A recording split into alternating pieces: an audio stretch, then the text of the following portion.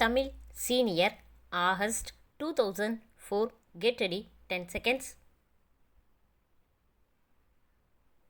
5 seconds. Start. தலைவர் அவர்களே, சான்றோர்களே, நண்பர்களே, தமிழ்நாடு குடிநீர் மேம்பாட்டு கருத்தரங்கில் கலந்து கொண்டு உரையாற்றும் நல்வாய்ப்பினை அளித்த மாண்புமிகு முதல்வர் அவர்களுக்கு முதற்கண் நன்றி தெரிவித்துக் கொள்கிறேன். இயற்கை சூழல்களாலும் பருவநிலை மாற்றங்களாலும் ஆண்டுக்காண்டு மழைவளம் குறைந்து கொண்டே வருகிறது. இதற்கு நேர் எதிர் விகிதத்தில் மக்கள் தொகை பெருகிக் கொண்டு இருக்கிறது.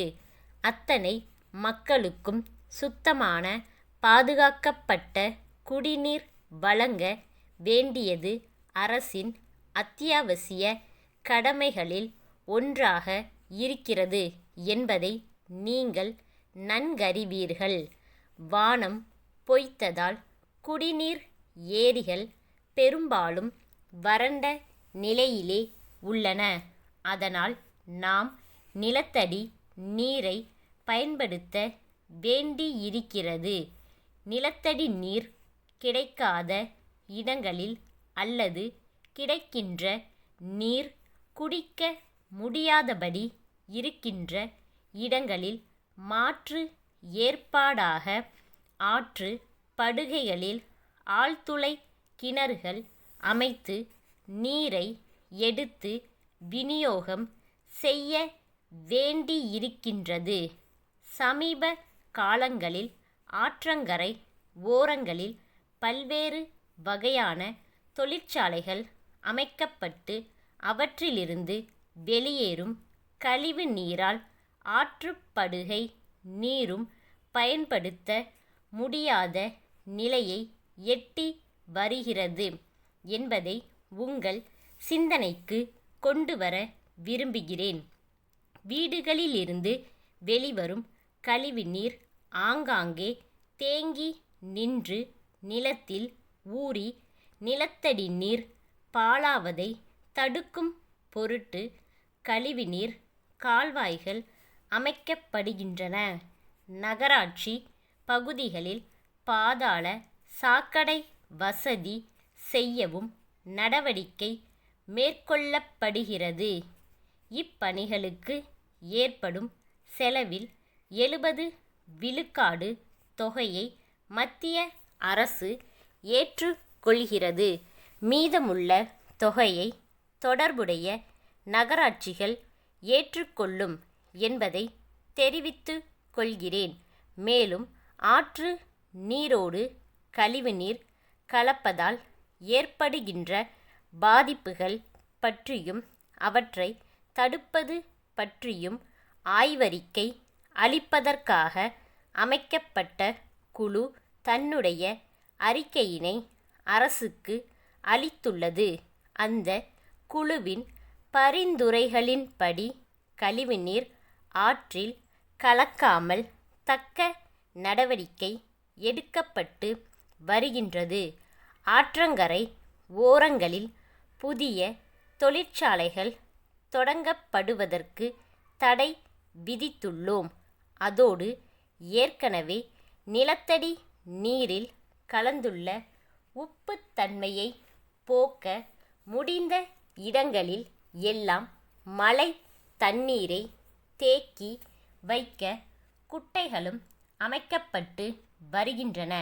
இப்படிப்பட்ட நடவடிக்கைகளை எல்லாம் நாம் மேற்கொண்டாலும் இன்னும் 20 ஆண்டுகளில் மக்கள் தொகை பெருக்கத்தாலும் வேதியியல் மாற்றங்களினாலும் கடுமையான வறட்சியை சந்திக்க நேரிடும் என்று விஞ்ஞானிகள் எச்சரிக்கை விடுத்துள்ளனர்.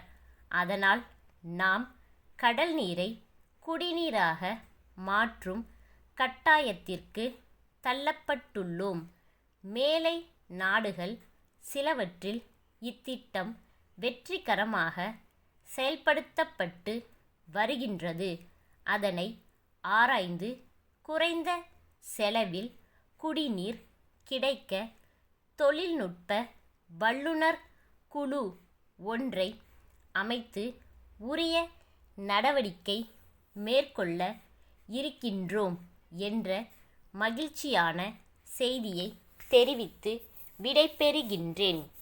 நாகப்பட்டினம் மீன் வளர்ச்சி மற்றும் பயிற்சி இணை இயக்குனர் திரு கு.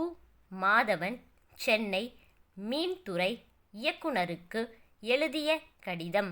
ஐயா, நாகப்பட்டினம் மண்டலத்தில் உதவி இயக்குனர்களாக பணியாற்றி வரும் இருவரின் பதவிக்காலம் வரும் செப்டம்பர் திங்களில் பணி மூப்பின் காரணமாக முடிவடைகிறது. ஏற்கனவே 2 உதவி இயக்குனர் பணியிடங்கள் காலியாக உள்ளன.